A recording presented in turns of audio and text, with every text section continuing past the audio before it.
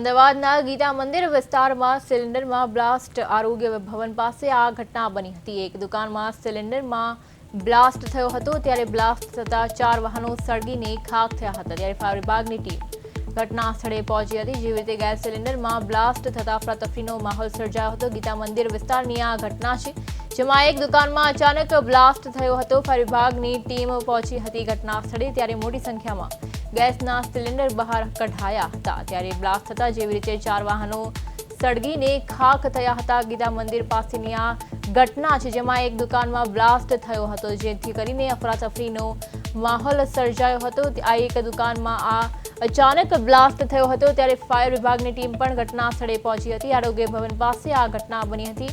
મોટી સંખ્યામાં ગેસ સિલિન્ડરો હતા। ગેસ સિલિન્ડરમાં બ્લાસ્ટ થતા અફરાતફરીનો માહોલ સર્જાયો હતો। એક દુકાનમાં સિલિન્ડરમાં બ્લાસ્ટ થઈ હતી, જેથી કરીને અફરાતફરીનો માહોલ સર્જાયો હતો। બ્લાસ્ટ થતા 4 વાહનો સળગીને ખાખ થઈ ગયા હતા। ત્યારે આજ સાથે આપણા સંવાદદાતા મૈત્રી વ્યાસ જોડાઈ ગયા છે। જી મૈત્રી, જેવી રીતે ગીતા મંદિર વિસ્તારમાં સિલિન્ડરમાં બ્લાસ્ટ થયાની ઘટના સામે આવી છે, શું છે સમગ્ર વિગત? જી બિલકુલ પિયા, ગીતા મંદિર વિસ્તારમાં સિલિન્ડર બ્લાસ્ટની ઘટના બની હતી, જેમાં ગીતા મંદિરની પાસે જે આરોગ્ય ભવન આવેલું છે તેની પાસે જે દુકાનો છે તેમાં આ સિલિન્ડર બ્લાસ્ટ થયો હોવાની ઘટના બની હતી, જેમાં 2 ફાયર બ્રિગેડની જે ટીમ છે તે ઘટના સ્થળે પહોંચી હતી। મોટી સંખ્યામાં ગેસના જે સિલિન્ડર હતા તે સિલિન્ડર જે છે તે બહાર કાઢી લેવામાં આવ્યા હતા અને આગ પર કાબુ મેળવવાના પ્રયાસો પણ ફાયર વિભાગ દ્વારા કરવામાં આવ્યા હતા। જો કે 2 લોકોને ઈજા પહોંચતા તેમને સારવાર અર્થે હોસ્પિટલ પણ ખસેડવામાં આવ્યા છે।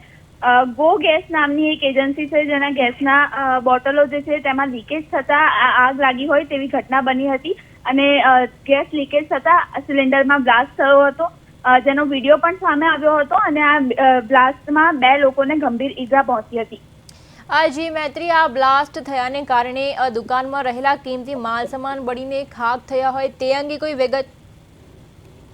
જી પિયા, જે ગેસ એજન્સીની જે બોટલો હતી તેમાં 70 જેટલી ગેસની બોટલો હતી, જેમાંથી 2 સિલિન્ડર બ્લાસ્ટ થયા હતા અને બીજી જે બોટલો હતી તેને તમામ બોટલો બહાર કાઢી લેવામાં આવી હતી અને તેમાં પાણીનો છંટકાવ કરીને જે છે તે ફાયર બ્રિગેડ દ્વારા કામગીરી પણ કરવામાં આવી હતી।